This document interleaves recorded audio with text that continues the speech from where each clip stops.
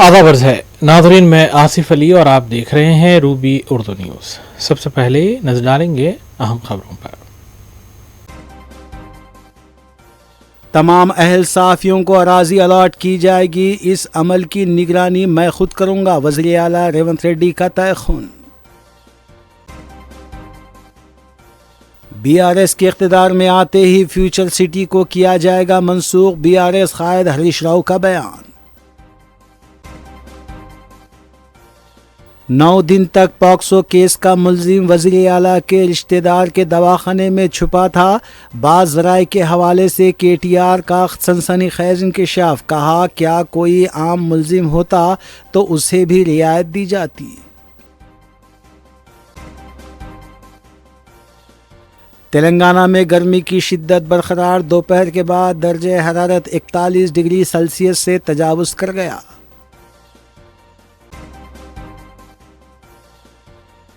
فصلوں کی خریدی کے مطالبے پر سکریٹریٹ کے روبرو ٹی آر ایس کا کسانوں کے ساتھ شدید احتجاج، پارٹی سربراہ کویتا سمیت کئی لیڈرز کی گرفتاری و رہائی۔ میلچیل رنگاریڈی کے ڈپٹی کلکٹر کی قیامگاہ پر اے سی بی کے دھاوے، غیر محسوب اثاثوں کے سلسلے میں کارروائی، کروڑوں روپے کے اثاثوں کا انکشاف۔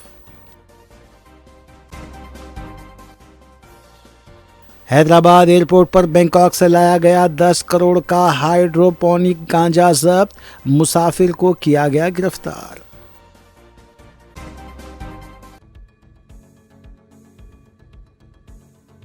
دیکھتے ہیں خبروں کی تفصیل۔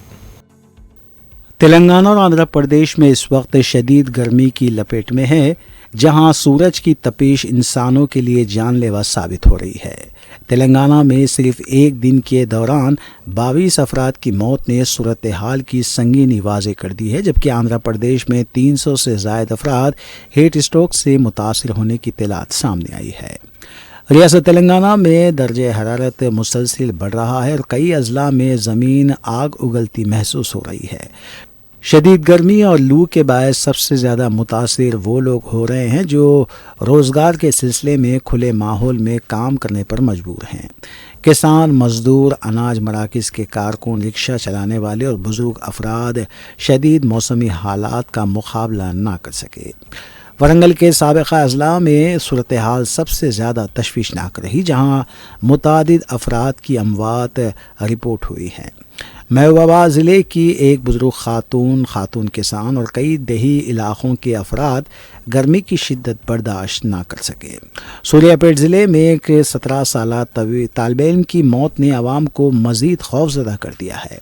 محکمہ موسمیات کے مطابق آنے والے دنوں میں بھی گرمی کی شدت برقرار رہنے کا امکان ہے۔ کئی مقامات پر درجہ حرارت 45 ڈگری سیلسیس سے تجاوز کر چکا ہے، جبکہ گرم ہواؤں کے باعث جسم میں پانی کی کمی، چکر آنا، بے ہوشی اور ہیٹ اسٹروک کے واقعات بڑھ رہے ہیں۔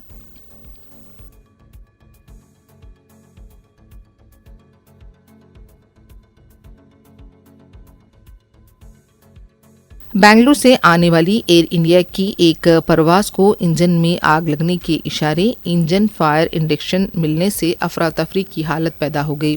واقعہ جمعرات کی شام کا ہے، جب دہلی ایئرپورٹ پر ایک مسافر طیارے کو ہنگامی حالت میں لینڈنگ کرنے کی ضرورت پڑی۔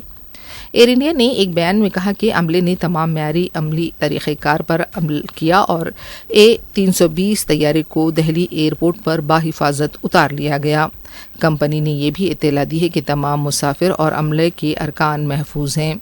ذرائع کے مطابق AI-2802 پرواز بنگلور سے دہلی آ رہی تھی۔ دہلی میں طیارے کے داخل ہونے کے دوران کاکپٹ میں موجود عملے کے ایک رکن کو ایک انجن میں آگ لگنے کا اشارہ ملا۔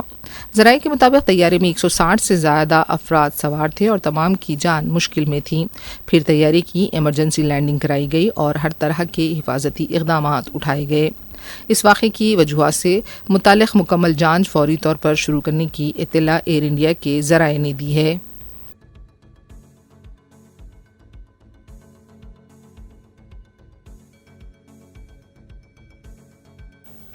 وزیر اعلیٰ ریونت ریڈی نے اعلان کیا ہے کہ ریاست میں آئندہ 10 برسوں تک پالیسنگ نظام کو مستحکم کرنے کے لیے ایکشن پلان تیار کیا جا رہا ہے۔ وزیر اعلیٰ نے سائبر کرائم منشیات کے بڑھتے استعمال کی روک تھام پر خصوصی توجہ دینے کی پولیس عہدیداروں کو ہدایت دی اور کہا کہ پولیس ڈپارٹمنٹ میں کرپشن کو ہرگز برداشت نہیں کیا جائے گا۔ انہوں نے ایکشن پلان کے تحت تمام پولیس اسٹیشنوں میں قدیم اور ازکار رفتار ہتھیاروں کی جگہ عصری ہتھیار فراہم کرنے کا تیقن دیا۔ وزیر اعلیٰ نے پولیس کے اعلیٰ عہدیداروں کے ساتھ جائزہ اجلاس منعقد کرتے ہوئے ریاست میں پولیسنگ نظام کو بہتر بنانے پر زور دیا۔ اجلاس میں chief secretary Ram Krishna Rao, director general of police سی وی آنند، حکومت کے مشیر شیودھر ریڈی اور دیگر اعلیٰ عہدیدار شریک تھے۔ وزیر اعلیٰ نے کہا کہ پولیسنگ کو بہتر بنانے کے لیے آئندہ 10 برسوں کا ایکشن پلان تیار کیا جا رہا ہے، اور انہوں نے عہدیداروں سے کہا کہ وہ وقفے سے کارکردگی پر جائزہ اجلاس منعقد کریں۔ ضلع سپرنٹینڈنٹ پولیس کو چاہیے کہ وہ اپنے حدود میں دورہ کریں اور آئی جی رتبے کے عہدیدار صورتحال کی باقاعدگی سے نگرانی کریں۔ وزیر اعلیٰ نے انتباہ دیا کہ وہ لا اینڈ آرڈر کے مسئلے پر کسی بھی تساہلی اور کوتاہی کو برداشت نہیں کریں گے۔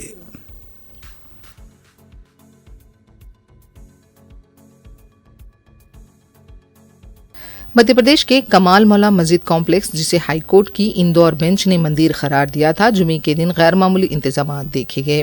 صبح کمپلیکس کے پاس آرتی کی گئی۔ جمعے کے پیش نظر پولیس کو چوکس دیکھا گیا۔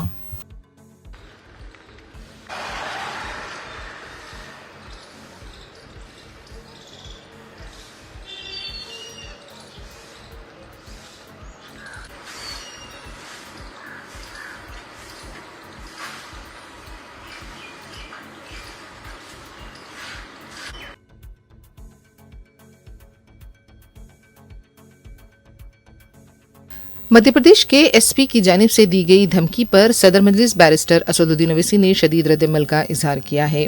اپنے ایکس اکاؤنٹ پر بیرسٹر اویسی نے کہا کہ اگر ایس پی کا ایک ویڈیو حقیقی ہے، جس انداز میں ایس پی نے بات کی ہے، یہ ان کی ذہنیت کو ظاہر کرتا ہے۔ ایس پی قانون کی بالادستی پر یقین نہیں رکھتے، وہ اس کی مذمت کرتے ہیں۔ ایس پی کو اپنی وردی اتار کر بی جے پی میں شامل ہو جانا چاہیے۔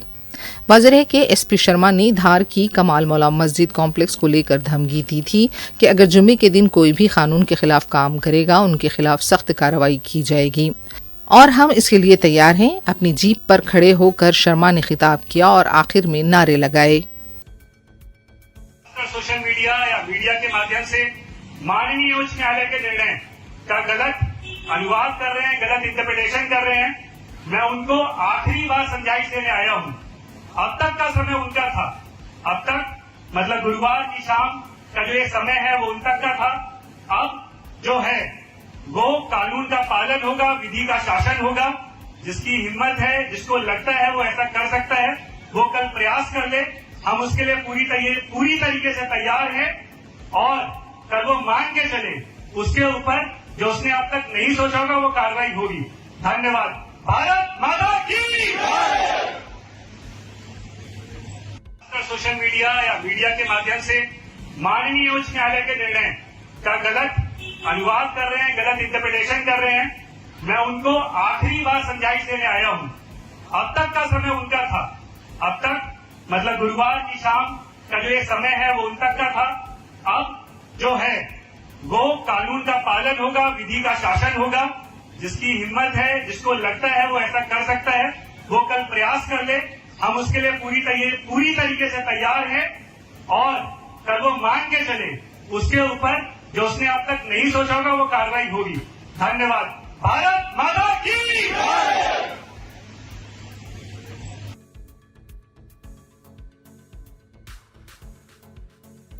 وزیر اعلیٰ تلنگانہ اے ریونت ریڈی نے جمعرات کو سیکریٹریٹ کی گراؤنڈ فلور لابی میں صحافیوں کے لیے رہائشی پلاٹوں کے مسئلے پر اہم تبصرہ کیا۔ انہوں نے کہا کہ صحافیوں کے لیے ہاؤسنگ پالیسی یکساں ہوگی۔ وزیر اعلیٰ ریونت ریڈی نے تبصرہ کیا کہ ہم سب کے ساتھ انصاف کرنے کی کوشش کر رہے ہیں۔ انہوں نے یقین دلایا کہ صحافیوں کے لیے ہاؤسنگ پلاٹ کیسے مختص کیے جائیں، اس کا خیال میں خود رکھوں گا، یہ مجھ پر چھوڑ دیں۔ یہ پوچھے جانے پر کہ جو لوگ ہاؤسنگ سوسائٹیز میں نہیں ہیں उनके लिए क्या सूरत हाल है। वज़ीर आला रेवंत रेड्डी ने जवाब दिया कि हम हर सहाफ़ी को इनफरादी तौर पर हाउसिंग प्लाट अलाट करेंगे, सोसाइटियों को नहीं।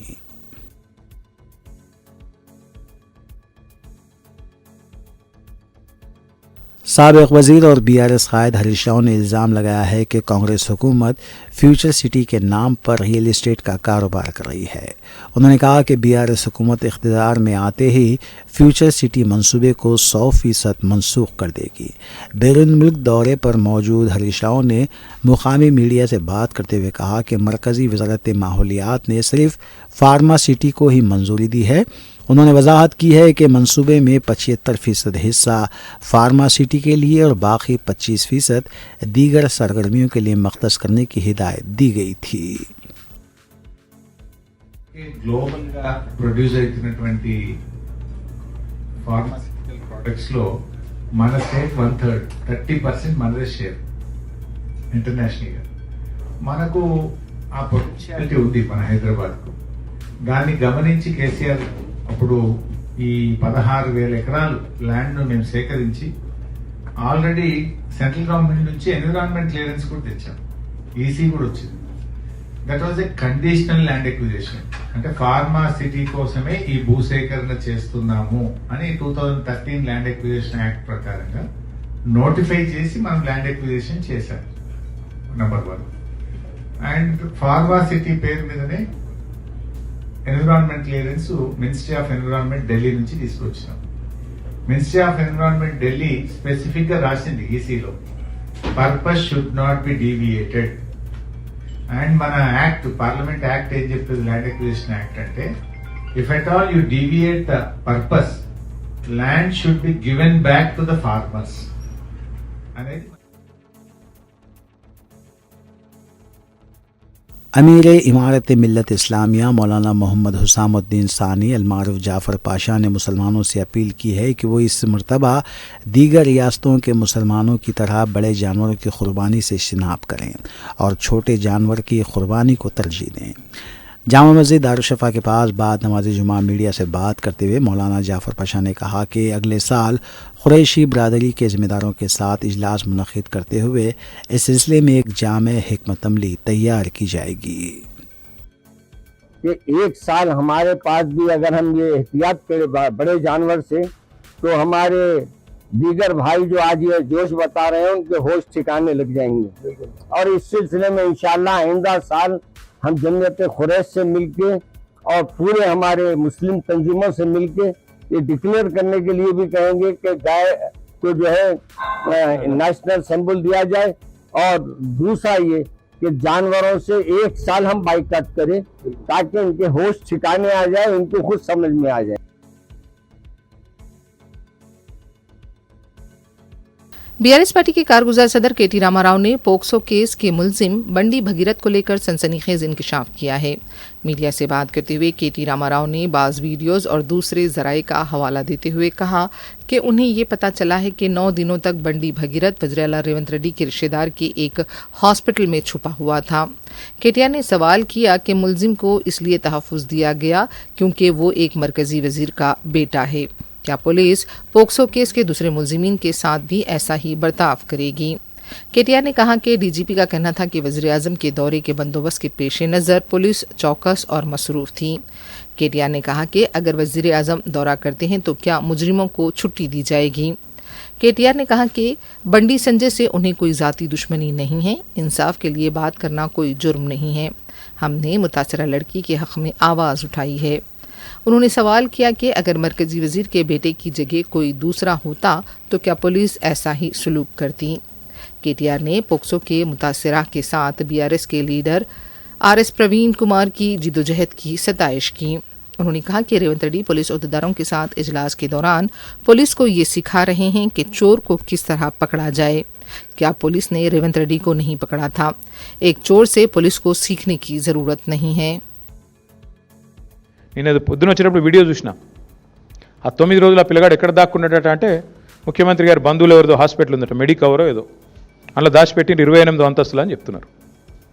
ముఖ్యమంత్రి గారి సమీప బంధువులు దగ్గర బంధువులు హాస్పిటల్లో దాచిపెట్టారంట.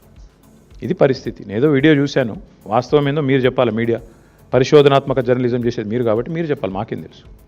నేను స్ట్రైట్గా అడుగుతున్న రాములు గారు, ఈ రాష్ట్రంలో ఇంకొక సామాన్యుడు ఎవరికైనా వాళ్ళ కొడుకు ఈ పని చేసి ఉంటే రేవంత్ రెడ్డి గారి పోలీసులు వాళ్ళ తండ్రిని ఇడిచిపెడుదురా 9 రోజులు దాచిపెడితే? తీసుకుపోయి కోదండం ఎక్కిపోదురు? ఎక్కడున్నాడు చెప్పు నీ కొడుకునని? వాస్తవం కాదా ఇది?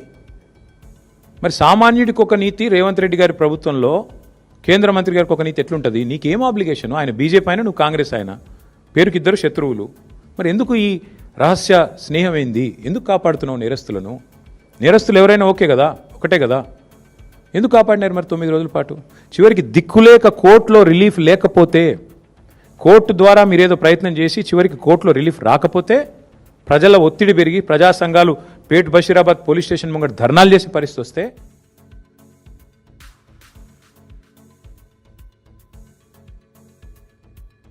कांग्रेस पार्टी के लीडर और रियासती वजीर ए लक्ष्मण ने वज़ीर-ए-आला के खिलाफ बीआरएस लीडर केटीआर की तरफ से इस्तेमाल किए गए अल्फाज की मजम्मत की। मीडिया से बात करते हुए लक्ष्मण ने कहा कि केटीआर को इस तरह का लबो लहजा बंद करना चाहिए। 10 साल के दौरान बीआरएस के दौरे हुकूमत में अपोजिशन की केसीआर ने इस तरह तौहीन नहीं की थी। इख्तिदार से महरूमी के बायस बीआरएस के लीडर्स इस तरह की गुफ्तगू पर उतर आए हैं। कांग्रेस हुकूमत अवामी नज़्म व नस्ख के मामले में जिम्मेदारी से काम कर रही है। कांग्रेस पार्टी 2029 के इंतखाबात में दोबारा इख्तिदार पर आएगी। केटीआर को अपनी बहन कविता की तरफ से शराब घोटाले से मुताल्लिक़ किए गए सवालात का पहले जवाब देना चाहिए। अगर केटीआर वज़ीर-ए-आला और हुकूमत के खिलाफ ऐसा ही लबो लहजा जारी रखते हैं तो उन्हें सख्त जवाब दिया जाएगा। మరి మీరు ఇప్పుడు అంటున్న మా మీడియా మిత్రులు కేటీఆర్ ముఖ్యమంత్రి గారి మీద మాట్లాడడం, 34 వరకు ముఖ్యమంత్రి మాట్లాడడం, రెండోది అసెంబ్లీ రద్దు చేసినారు. ఫస్ట్ మాజీ మంత్రి BRS working president KTR first నోరు దగ్గర పెట్టుకొని మాట్లాడడం నేర్చుకోమన్నారు. రాష్ట్ర ముఖ్యమంత్రి పట్టుకొని ఏకవచనంతో మాట్లాడడం మానే. ఏ రోజు కూడా నువ్వు 2014 నుంచి 18 జన్మను నువ్వే రాజు పరిపాలించిన యువరాజుగా ఈ రాష్ట్రాన్ని పరిపాలించిన నువ్వు ఏ రోజన్నా ప్రధాన ప్రతిపక్ష కాంగ్రెస్ పార్టీ అప్పుడున్నటువంటి ఎమ్మెల్యేలు కానీ అప్పుడున్నటువంటి ప్రధాన ప్రతిపక్ష నాయకులు ఎన్నడన్నా మాజీ ముఖ్యమంత్రి కేసీఆర్ని వ్యక్తిగతంగా ఆయన బాడీ లాంగ్వేజ్ను వ్యక్తిగతంగా ఆయన ఆహభావాలను మాట్లాడిందా?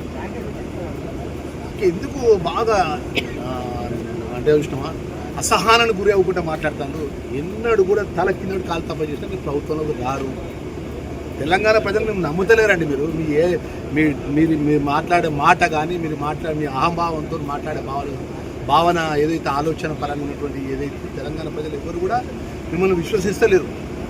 ఇలా 34 వరకు ముఖ్యమంత్రి నువ్వేనా, లేకపోతే మా ఎమ్మెల్యేలు? మీ ఎమ్మెల్యేలు కాదండి.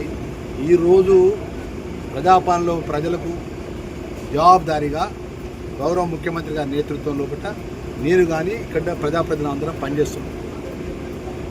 ఈరోజు నువ్వు నోరున్నది కదా, నువ్వు అసెంబ్లీ రద్దు చేస్తావా లేకపోతే 34 వరకు నువ్వు ఉంటావా అని 100% చెప్తున్నా. జిల్లా మంత్రిగా చెప్తున్నా. గౌరవ ముఖ్యమంత్రి రేవంత్ రెడ్డి గారి నేతృత్వంలో రేపు రాబోయే 29 ఎలక్షన్స్లో తిరిగి రెండోసారికి రాష్ట్రంలో కాంగ్రెస్ పార్టీ విజయ పతాకం ఎగరేస్తుంది. తెలంగాణ ప్రజల యొక్క ఆశీర్వాదం, మహిళా సోదరుల ఆశీర్వాదం, అన్ని వర్గాల ప్రజల యొక్క ఆశీర్వాదం, దయ గౌరవ ముఖ్యమంత్రిపై, గౌరవ రాష్ట్ర ప్రభుత్వంపై ఉంటుందన్న విషయాన్ని సవినయంగా మనవి చేస్తున్నాం. కానీ కేటీఆర్ ఇష్టానుసారంగా నోటికి ఎంత వస్తుందంత మాట్లాడితే కాంగ్రెస్ పార్టీ కార్యకర్తలు ప్రజలు తిరగబడతారు అనుకుంటున్నాం కావచ్చు. ఏదో మార్పు కోరుకుంటున్నాం అని ఒక నాయకుడు మాట్లాడతారు. ఎందుకు మార్పు కోరుకుంటారు అండి? పేదవాళ్ళకి సన్నబియ్యం ఇస్తే మార్పు కోరుకుంటారా? పేదవాళ్ళకి రేషన్ కార్డు ఇస్తే మార్పు కోరుకుంటారా? ఇందులో ఇండ్లు పేదవాళ్ళకి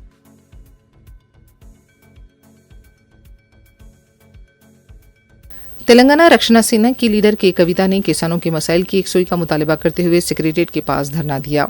कविता ने मुतालबा किया कि किसानों के मसाइल फौरी हल किए जाएं।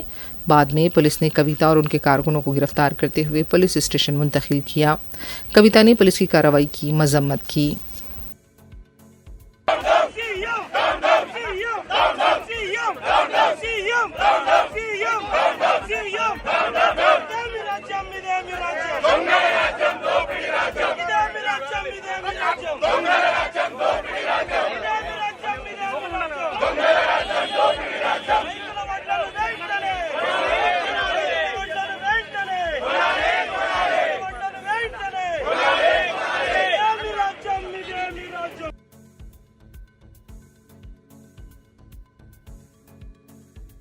صدر مجلس و رکن پارلیمان حیدرآباد بیرسٹر اسدالدین اویسی کی ہدایت پر جمعرات کو حلقہ اسمبلی بہادر پورے کے رکن اسمبلی محمد مبین نے TGSPDCL کے چیئرمین و مینیجنگ ڈائریکٹر جتیش وی پاٹل سے ملاقات کرتے ہوئے بیرسٹر اویسی کی جانب سے بہادر پورہ اسمبلی حلقے کی مختلف ترقیاتی سرگرمیوں سے متعلق ایک نمائندگی پیش کی۔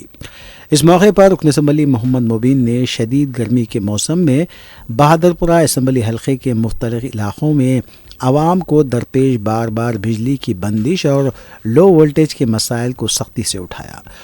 انہوں نے TGSPDCL حکام سے مطالبہ کیا کہ بلا تعطل بجلی کی فراہمی کو یقینی بنانے، موجودہ برقی نظام کو مزید مضبوط بنانے اور عوامی شکایات کو ترجیحی بنیادوں پر حل کرنے کے لیے فوری اقدامات کیے جانے کا بھی رکن اسمبلی محمد مبین نے احکامات جاری کیے۔ اس موقع پر TGSPDCL کے چیئرمین اور مینیجنگ ڈائریکٹر جتیش وی پاٹل نے یقین دہانی کرائی کہ متعلقہ افسران کو فوری کارروائی کی ہدایت دی جائے گی تاکہ بجلی سے متعلق مسائل کو جلد از جلد حل کرتے ہوئے حلقے میں بجلی کی خدمات کو بہتر بنایا جا سکے۔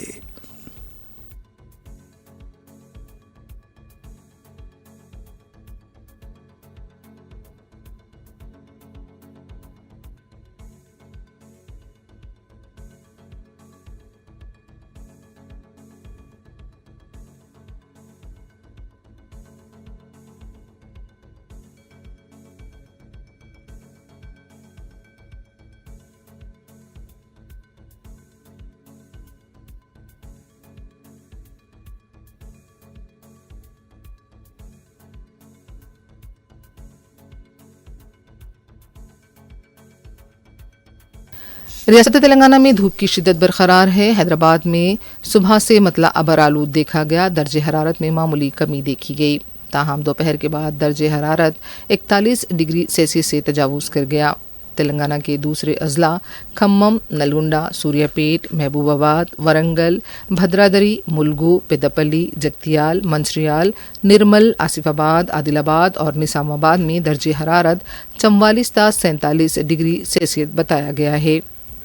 رنگاریڈی، نلگنڈا، بھونگیر، وقارآباد، میدک، سنگاریڈی، محبوب نگر میں شام یا رات میں تیز ہوائیں چل سکتی ہیں۔ جنوبی حیدرآباد کے علاقوں میں بھی شام میں ہوائیں چلنے کا امکان ہے۔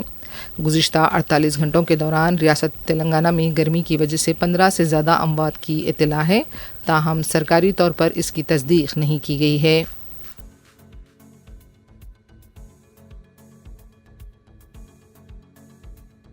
حیدرآباد کے راجیو گاندھی انٹرنیشنل ایئرپورٹ پر کسٹمز حکام کی سخت تلاشی مہم کے دوران بھاری مقدار میں منشیات برآمد کی گئی۔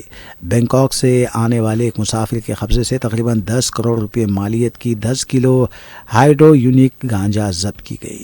اطلاعات کے مطابق بینکاک سے حیدرآباد پہنچنے والی پرواز کے مسافروں کے سامان کی کسٹمز ایئر انٹیلیجنس شعبے کی جانب سے اسکیننگ کی جا رہی تھی۔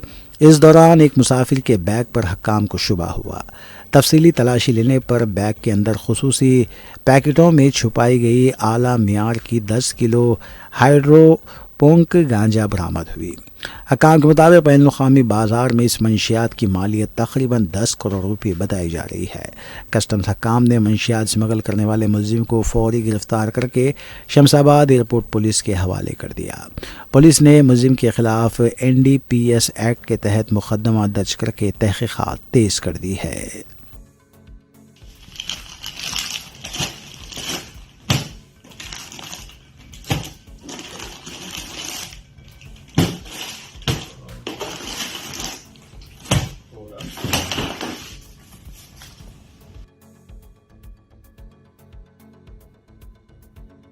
$5,600 کروڑ روپے کے ہیرا گولڈ سرمایہ کاری اسکیم میں مبینہ طور پر ملوث ہیرا گروپ کی مینیجنگ ڈائریکٹر نوہیرا شیخ کو انفورسمنٹ ڈائریکٹوریٹ کے عہدیداروں نے گرفتار کر لیا ہے۔ اطلاعات کے مطابق نوہیرا شیخ گزشتہ کچھ عرصے سے مفرور تھیں۔ ED حکام نے انہیں فرضی آدھار کارڈ کے ذریعے گڑگاؤں میں مقیم ہونے کی نشاندہی کے بعد گرفتار کیا۔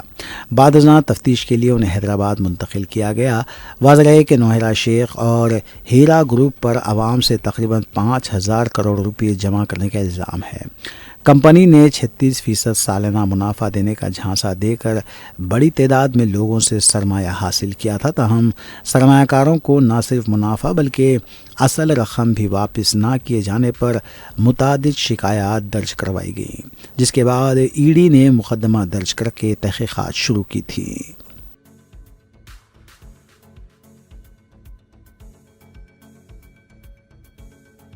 सुल्तान बाजार पुलिस ने एटीएम रकम चोरी के मामले को सुलझाते हुए मुलजिम को गिरफ्तार किया और इसके कब्जे से 9,53,760 रुपये नगद रकम के अलावा दीगर अशिया बरामद की। डीसीपी खैरताबाद जोन की जानिब से जारी की गई प्रेस नोट में इस केस के बारे में तफसीलात फराहम की गई हैं। 19 में सुबह 9 बजे के करीब ये cleared security services private limited का एक व्हीकल में 2 कैश कस्टोडियंस और एक गनमैन और एक ड्राइवर इनोवा क्रिस्टा चला के उसमें 19 lakhs वर्थ कैश डिपॉजिट करने के लिए कोटी बैंक स्ट्रीट में जो एसबीआई मेन ब्रांच है वहाँ पे आए। और जब कैश कस्टोडियंस अंदर चले गए और गनमैन भी वॉशरूम के लिए व्हीकल छोड़कर अंदर चले गए और इस अपॉर्चुनिटी को सीज करने से शेख रहमान ने व्हीकल के साथ वहाँ से चले गए और डिस्ट्रिक्ट हॉस्पिटल किंग कोटी के बाजू में ये व्हीकल छोड़कर वहाँ से 2 cash bags each containing cash collected from various enterprises, a total of 9,63,465 rupees ये 2 कैश बैग्स उठा के चले गए। और इन्वेस्टिगेशन के ज़रिए में हमको क्लूज़ मिला कि ये गुलबर्गा में है और हमारे टीम वहाँ पे जाके इसको एप्रीहेंड किए और 9,53,760 रुपीज़ इनसे सीज भी किए।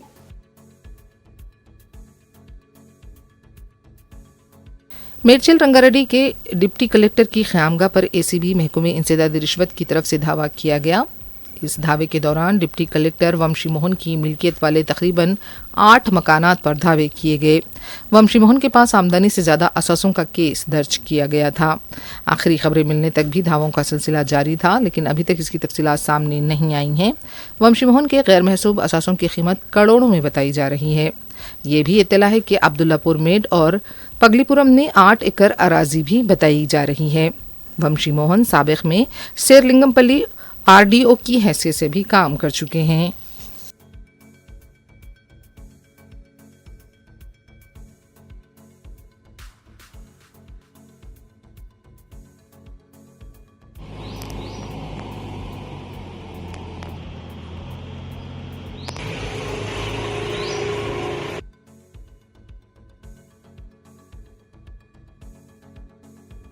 नरेडमेट पुलिस स्टेशन हुदूद में बेकरी में आग लगने का वाक़या पेश आया। इत्तला मिलने पर फायर ब्रिगेड का अमला मुकाम वाक़या पर पहुंचा और आग पर काबू पा लिया गया। किसी भी तरह के जानी नुकसान की कोई इत्तला नहीं है। शॉर्ट सर्किट आग लगने की वजह बताई जा रही है।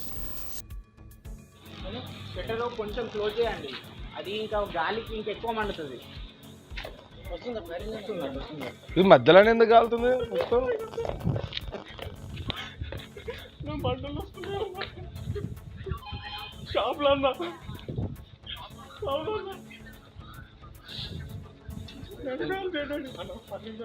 మొత్తం ఫోన్ చేసినాం వస్తుందని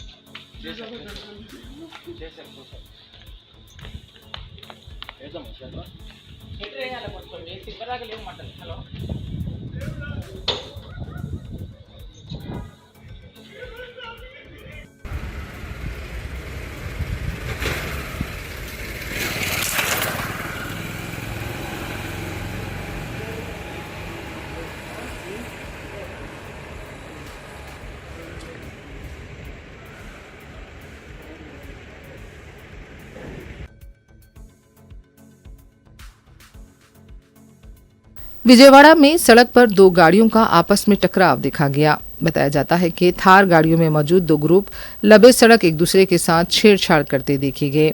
एक गाड़ी में खातून भी मौजूद थी और ये इत्तला है कि दूसरी गाड़ी में मौजूद नौजवान मुश्तहिल हो गए और फिर गाड़ियां आपस में टकरा दी।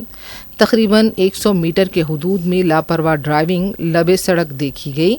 सड़क से गुजरने वालों ने इसकी वीडियो बनाई। पुलिस को भी इत्तला दी गई। पुलिस की तरफ से गिरफ्तारियों की भी इत्तला है। मज़ीद तहकीक़ात जारी हैं।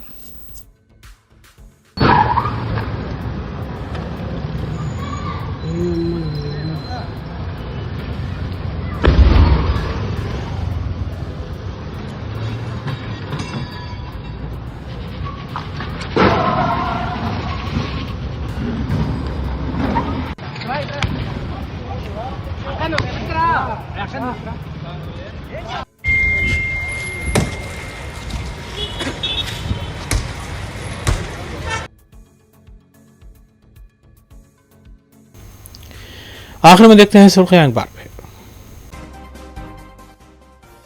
तमाम अहल साफियों को अराजी अलाट की जाएगी। इस अमल की निगरानी मैं खुद करूंगा। वज़ीर आला रेवंत रेड्डी का तयख़ुन। बीआरएस के इख्तिदार में आते ही फ्यूचर सिटी को किया जाएगा मंसूख। बीआरएस कायद हरीश राव का बयान। 9 दिन तक पॉक्सो केस का मुलजिम वज़ीर आला के रिश्तेदार के दवाखाने में छुपा था। बाज़ ज़राए के हवाले से केटीआर का सनसनीखेज इंकशाफ। कहा क्या कोई आम मुलजिम होता तो उसे भी रियायत दी जाती। तेलंगाना में गर्मी की शिद्दत बरकरार। दोपहर के बाद दर्जे हरारत 41 डिग्री सेल्सियस से तजावुज़ कर गया।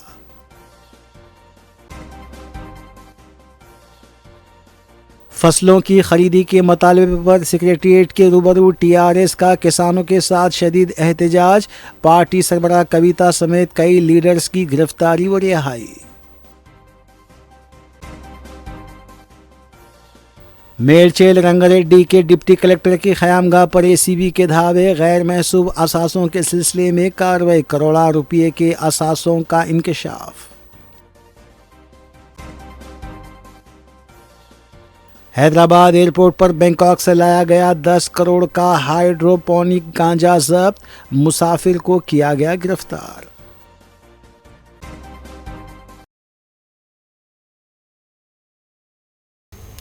इसी के साथ रूबी उर्दू न्यूज़ यहीं अख्ताम पजीर होती हैं। रियासती, कौमी और बैनुल-अक़वामी ख़बरों के लिए देखते रहिए रूबी न्यूज़।